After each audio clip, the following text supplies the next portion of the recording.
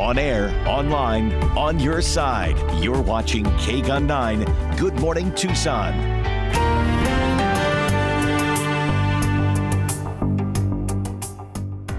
In the days and weeks ahead, we expect to see the number of cases, the number of deaths, and the number of affected countries climb even higher.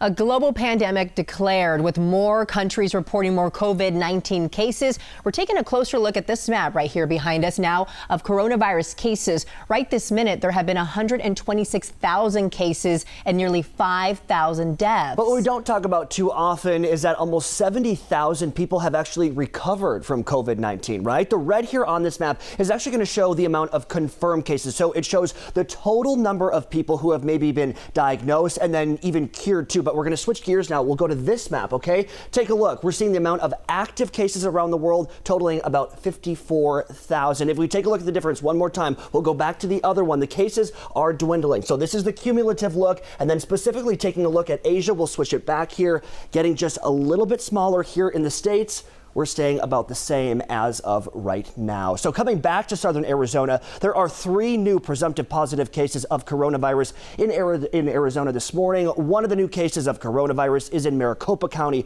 2 are in Pinal. This brings the state's total to 9 cases. The 2 cases in Pinal are people older than 60. They both are from the same household as the county's 3 other cases. In Maricopa, a man in his 90s tested presumptive positive. The Arizona Department of Health Services says they've tested 100 people for the virus and are still waiting on results for 32 tests. So far, Pima County has just 1 case. That person has recovered and is under self-quarantine.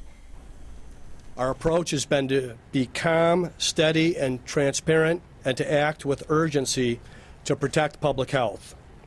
This approach allowed Arizona to become one of the first states in the nation to be certified by the CDC to test for COVID-19.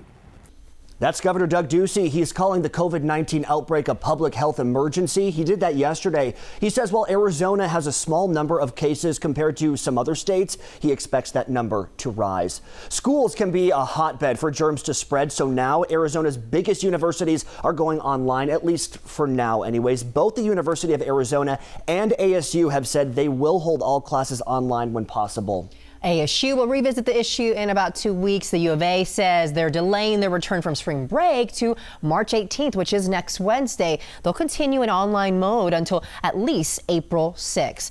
And it's not just schools. We've also seen events here in Pima County either get canceled or postponed. That's exactly right. But one group is opting to not cancel or postpone an important event. 9 on your side's Veronica Acosta joining us live from 4th Avenue with details on why organizers are choosing to move forward. Veronica, good morning.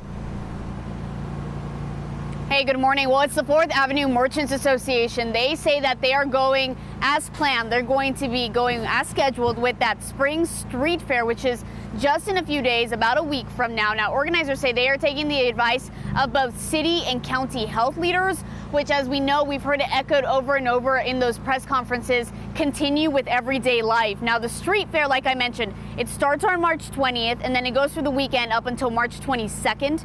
Organizers said that in the past, the event has brought an average of about 75,000 people down to 4th Avenue, and this is per day, not the entire weekend, but per day that it happens. Now, while that is a large number of people getting together, they added they do plan on having more hand washing and hand sanitizing stations all around the fair. Organizers also added that unlike the Festival of Books, which we know got canceled earlier this week, they don't have the same issues.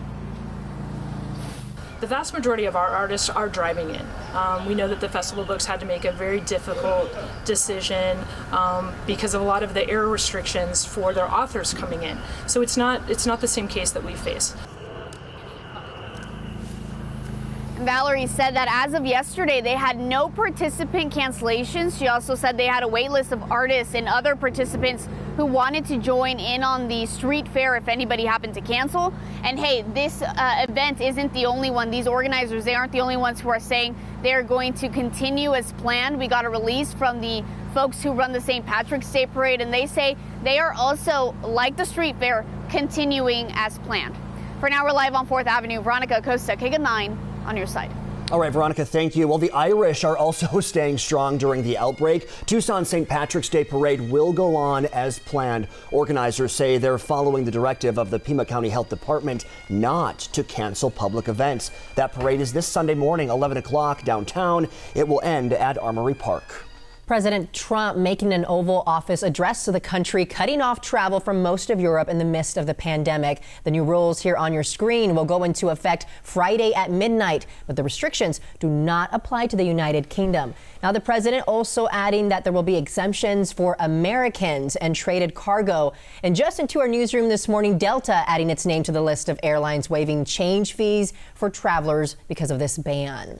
New developments with the coronavirus have been pouring in over the past 24 hours. It kind of fills up your brain, right? So we're going to wrap up what we know so far. The CDC is reporting 938 cases of the virus in 38 states and in Washington, D.C. as well. 29 people have died. This is here in the U.S. Health officials do not know how more than 700 of those patients caught COVID-19. In the world of sports, the NCAA and Pac-12 have banned fans from their postseason tournaments, and the NBA has suspended its season until further notice. And President Trump asked Congress to cut in the payroll tax as a relief for businesses and workers. He is also working with tech companies to fight misinformation. Celebrities Tom Hanks and his wife have also confirmed they tested positive for the virus in Australia. So KGUN 9, we have a special section on our website for you dedicated to informing you all about COVID-19 and the latest that's happening for prevention tips and everything else you need to know.